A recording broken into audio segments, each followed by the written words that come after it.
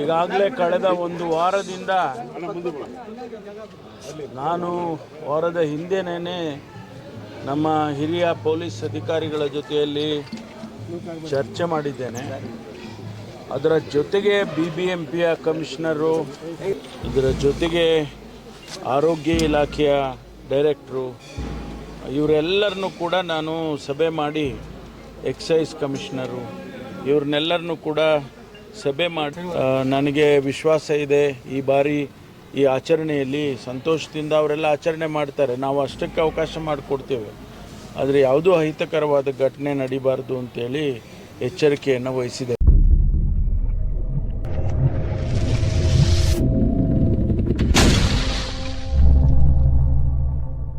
ನಮಸ್ಕಾರ, ಮುಖವಾಡ ಮೀಡಿಯಾಗೆ ಸ್ವಾಗತ. ನಾನು VK Naidu.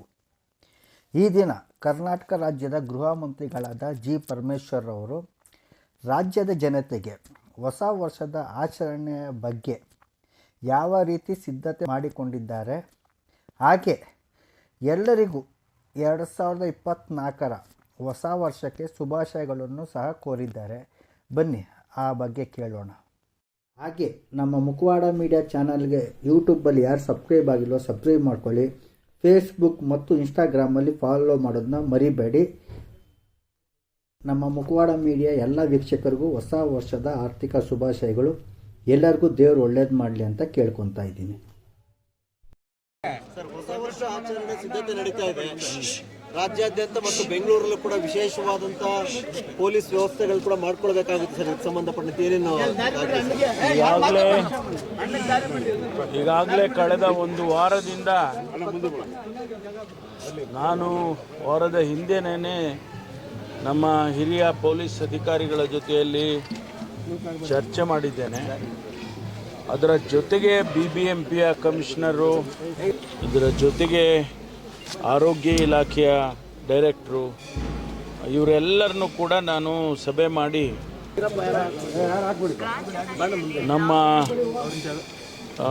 BESCOM chief engineer, ಆಮೇಲೆ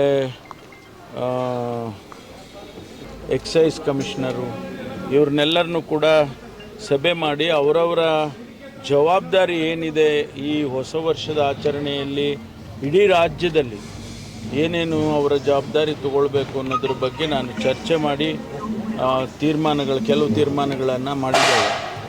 ಅದರ ಹಿನ್ನೆಲೆಯಲ್ಲಿ ವಿಶೇಷವಾಗಿ ಬೆಂಗಳೂರಿನಲ್ಲಿ ಪ್ರತಿ ವರ್ಷ ಸಾವಿರಾರು ಜನ ಸೇರಿ ಏನು ಈ ಆಚರಣೆಯನ್ನು ಮಾಡ್ತಾರೆ. ಆ ಸಂದರ್ಭದಲ್ಲಿ ಕೆಲವು ಸಂದರ್ಭದಲ್ಲಿ ಗಲಾಟೆಗಳಾಗುತ್ತೆ, ಕೆಲವು ಸಂದರ್ಭದಲ್ಲಿ ತಳ್ಳಾಟ ನೂಕಾಟ ಆಗುತ್ತೆ.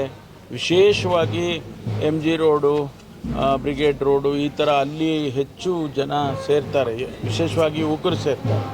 ಆ ಸಂದರ್ಭದಲ್ಲಿ ಹಿಂದೆ ಎಲ್ಲ ಗಲಾಟೆಗಳಾಗಿದ್ದಾವೆ. ಹೆಣ್ಣು ಮಕ್ಕಳ ಮೇಲೆ ಏನು ತಳ್ಳಾಟ ಮಾಡಿ ಅದೆಲ್ಲ ಮಾಡಿರ್ತಕ್ಕಂಥದ್ದನ್ನು ನಾವು ಕೇಳಿದ್ದೇವೆ.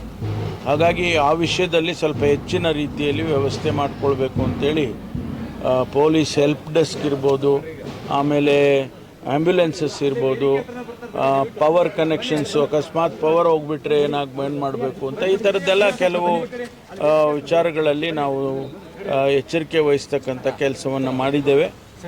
ನನಗೆ ವಿಶ್ವಾಸ ಇದೆ ಈ ಬಾರಿ ಈ ಆಚರಣೆಯಲ್ಲಿ ಸಂತೋಷದಿಂದ ಅವರೆಲ್ಲ ಆಚರಣೆ ಮಾಡ್ತಾರೆ. ನಾವು ಅಷ್ಟಕ್ಕೆ ಅವಕಾಶ ಮಾಡಿಕೊಡ್ತೇವೆ, ಆದರೆ ಯಾವುದೂ ಅಹಿತಕರವಾದ ಘಟನೆ ನಡೀಬಾರ್ದು ಅಂತೇಳಿ ಎಚ್ಚರಿಕೆಯನ್ನು ವಹಿಸಿದ್ದೇವೆ. ಸರ್, ಕೋವಿಡ್ ಇರೋ ಕಾರಣ ಹೆಚ್ಚುವರಿ ಏನಾದರೂ ಮುಂಜಾಗ್ರತೆ ಏನಾದ್ರು ತಗೊಳ್ತೀರಾ, ಹೇಗೆ ಸರ್? ಇಲ್ಲ, ಕೋವಿಡ್ ಬಗ್ಗೆ ನಾವು ಆರೋಗ್ಯ ಇಲಾಖೆಯವ್ರ ಜೊತೆ ಚರ್ಚೆ ಮಾಡಿದಾಗ ಅವರು ಸಭೆಯಲ್ಲಿದ್ದರು.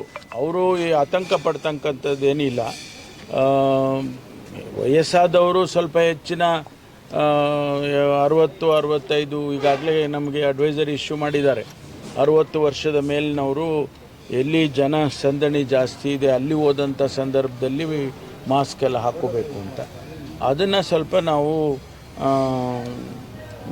ಅನೌನ್ಸ್ ಮಾಡ್ತೀವಿ, ಪ್ರಕಟಣೆ ಮಾಡಿದ್ದೇವೆ ಈಗಾಗಲೇ. ಅದನ್ನು ಇನ್ನೂ ಹೆಚ್ಚಿನ ರೀತಿಯಲ್ಲಿ ಆರೋಗ್ಯ ಇಲಾಖೆಯವರು ಮಾಡಿದ್ದಾರೆ. ರಾಜ್ಯದ ಜನತೆಗೆ ಬರ್ತಕ್ಕಂಥ ಹೊಸ ವರ್ಷ 2024 ಹರುಷ ತರಲಿ ಅಂಥೇಳಿ ನಾನು ಹಾರೈಸ್ತೇನೆ. ನಮಗೆ ಅನೇಕ ಸವಾಲುಗಳು ಪ್ರತಿ ವರ್ಷ ಹೊಸದಾಗಿ ಬರ್ತಾ ಇರುತ್ತೆ. ಹಿಂದೆ ಕೋವಿಡ್-19 ಬಂದಾಗಲೂ ಕೂಡ ಇಡೀ ಜಗತ್ತೇ ಹಳ್ಳಾಡೋಯ್ತು. ಅಂತಹ ಸಂದರ್ಭದಲ್ಲಿ ನಮ್ಮಲ್ಲಿ ನಮ್ಮ ರಾಜ್ಯದಲ್ಲೂ ಕೂಡ ಸಾವಿರಾರು ಜನ ತಾವು ಸಾವನ್ನಪ್ಪಿದ್ರು. ಆದ್ದರಿಂದ ಈ ಬಾರಿ ಮುಂದೆ ಬರ್ತಕ್ಕಂಥ ವರ್ಷ ಅಂಥ ಯಾವುದೇ ಸವಾಲುಗಳು ಬರದೇ ಇರಲಿ, ಜನಸಮುದಾಯ ಶಾಂತಿಯಿಂದ, ನೆಮ್ಮದಿಯಿಂದ, ಸಹೋದರತ್ವ ಭಾವನೆಯಿಂದ ಜೀವನವನ್ನು ನಡೆಸ್ತಕ್ಕಂಥ ರೀತಿಯಲ್ಲಿ ಆಗಲಿ ಅಂತೇಳಿ ನಾನು ಆ ಭಗವಂತನಲ್ಲಿ ಪ್ರಾರ್ಥನೆಯನ್ನು ಸಲ್ಲಿಸ್ತೇನೆ.